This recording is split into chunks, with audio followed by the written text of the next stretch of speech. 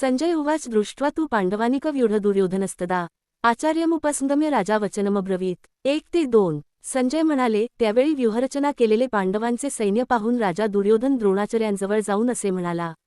1-2 स्पष्टीकरण। या श्लोकात महाभारत युद्धाच्या सुरुवातीच्या दृश्याचे वर्णन केले आहे।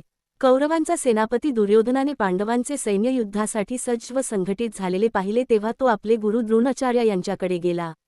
दुर्योधनाच्या या कृतीतून त्याची मानसिक स्थिती आणि भावना प्रकट होतात। पांडवांचे सैन्य पाहून तो घाबरला आणि थोडा घाबरला, कारण त्याला समजले होते की हे युद्ध इतके सोपे नाही। त्याला पांडवांचे सामर्थ्य जाणवले होते आणि म्हणून त्याला आपल्या गुरूंकडे जाऊन माहिती द्यावीशी वाटली। दुर्योधनाच्या या मन स्थितीवरून आपल्याला समजते की युद्धाच्या अगदी सुरुवातीलाच त्याला आपल्या सैन्याच्या ताकदीचे आणि पांडवांच्या सामर्थ्याचे आकलन करण्याची गरज भासली होती। या घटनेतून दुर्योधनाची चिंता, त्याचा अहंकार आणि त्याच्या राजेशाही प्रतिष्ठेची आसक्तीही दिसून येते। अशा प्रकारे हा श्लोक कौरवांची मानसिकता आणि महाभारत युद्धाच्या सुरुवातीच्या क्षणांमध्ये दुर्योधनामध्ये चाललेला भावनिक गोंधळ यावर प्रकाश टाकतो।